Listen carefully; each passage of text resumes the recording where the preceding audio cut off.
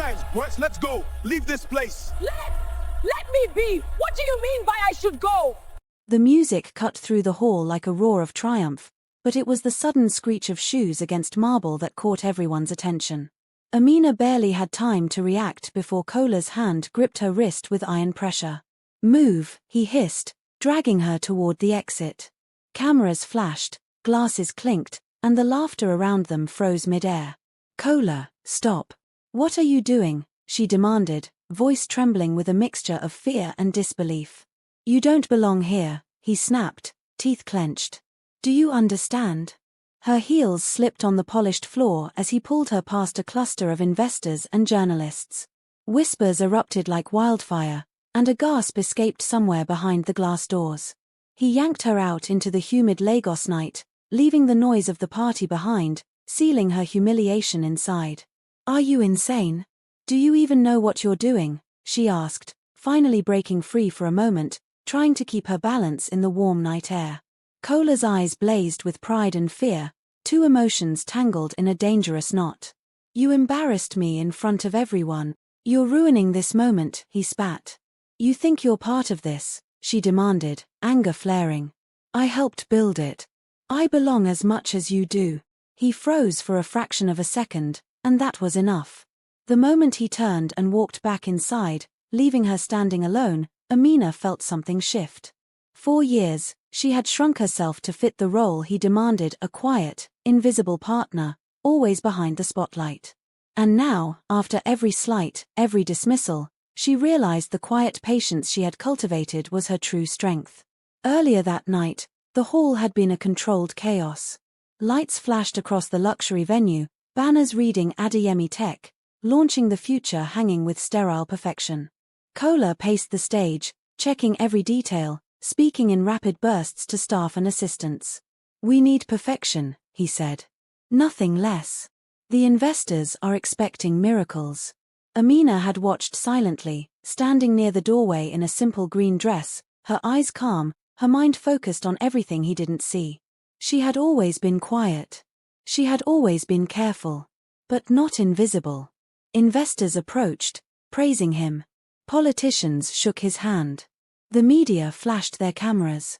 Kola's chest swelled with pride, and he basked in the recognition. He believed he was the genius behind the invention, a clean energy storage system designed to stabilize power grids across Africa. Cheaper, smarter, revolutionary. The perfect African success story. What no one knew was that 2 years earlier, the invention had been broken. Very broken. Kola had come home one night, pacing the tiny apartment they shared at the time, muttering curses and shaking his head in despair. "It's not working. Nothing is working," he had shouted. Amina, cooking quietly in the kitchen, had turned off the stove to listen. She picked up his open notebook and studied the schematics, pointing out where energy loss was occurring. "You're losing power here. The storage loop isn't stabilizing," she said softly. He had laughed, a harsh, mocking sound. "You wouldn't understand this," he snapped. She had said nothing. That night, while he slept, she worked tirelessly on her laptop, running simulations, adjusting lines of code, testing, recalculating. By dawn, the problem was solved. When she woke him, he stared at the screen, disbelief written across his face. This works," he whispered. "Yes," she said. "But you need to protect it legally." Later, he waved her off.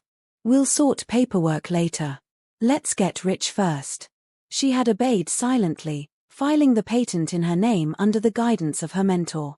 Years later, she had watched him take credit, unaware that his empire rested on documents bearing her name. That quiet patience, the very thing he ignored, had become her power.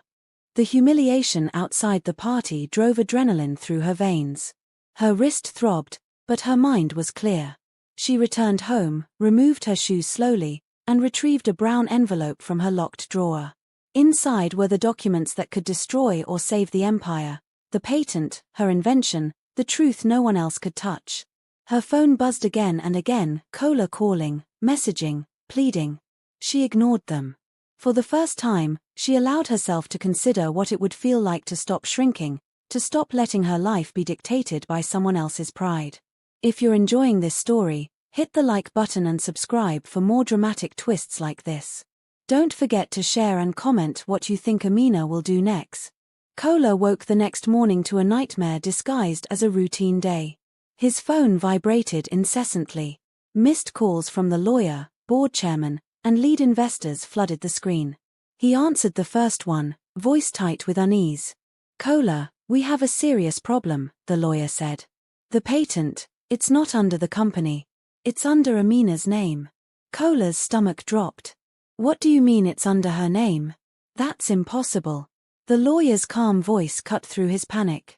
"It's legal, airtight. She owns it completely.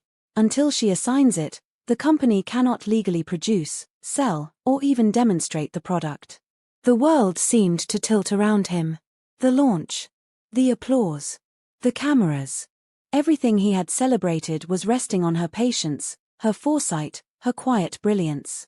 Kola sank into a chair, shaking. He remembered her eyes last night, calm, unreadable, almost imperceptibly satisfied, and his chest burned with shame. By noon, the investors had frozen funds. The press had caught wind of legal complications, spinning stories about a secret patent holder. The board demanded answers. "Bring your wife," the chairman instructed, voice firm. "She needs to be present." When Amina walked into the boardroom, the silence was deafening. Kola's jaw tightened, and he swallowed hard. "Why?" he whispered, almost to himself. "Why would you do this to me?" She placed the documents on the table with deliberate care. "I didn't do anything to you," she said softly, her voice steady. "I protected what I built." "You humiliated me," he said, his pride cracking. "You dragged me down in front of everyone." "No," she said. "You humiliated yourself. I only stopped you from stealing from me." He fell into a chair, chest heaving. "I was under pressure. I didn't mean to hurt you," he confessed. "Please, transfer the patent. We can fix this. I'll change." Her eyes met his. Sharp. Honest. "Fear is not remorse," she said. "And love cannot survive erasure." He lowered his head, tears threatening to fall. He had always believed that his genius, his charisma, his control would be enough. But in her presence, he realized that all his power had been built on someone else's patience and brilliance. "I don't know if I deserve another chance," he said quietly. "You don't," she replied. "But growth is not about deserving. It's about changing." The press conference a few days later became the talk of the city. Amina stood confidently at the podium, announcing herself as co-inventor and co-owner of the company.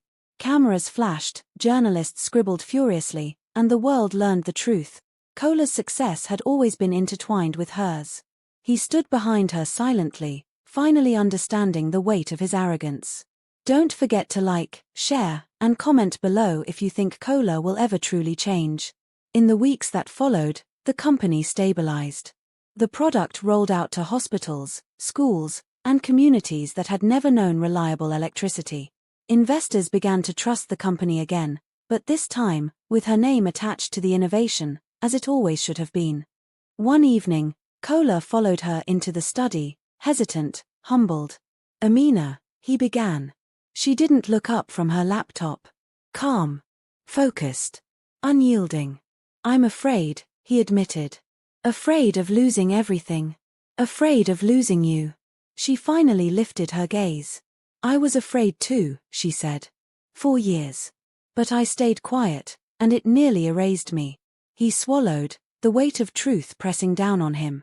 "I dragged you because I was afraid you would expose me." "No," she said gently. "You dragged me because you forgot who carried you when you were weak."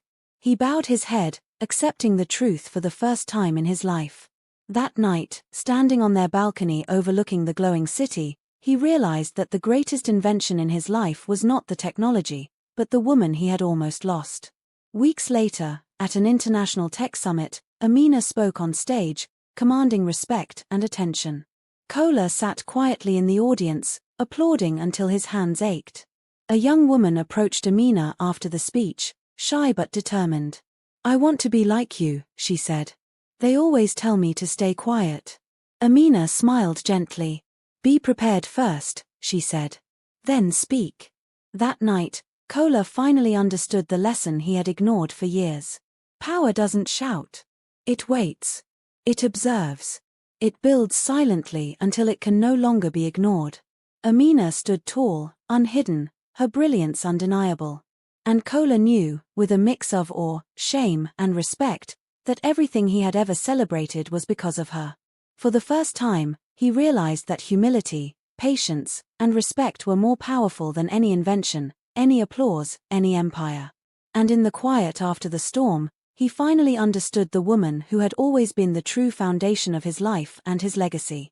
Remember to subscribe for more family, love and betrayal stories, hit the like button, share this video, and comment below on what you would do if you were in Amina's shoes.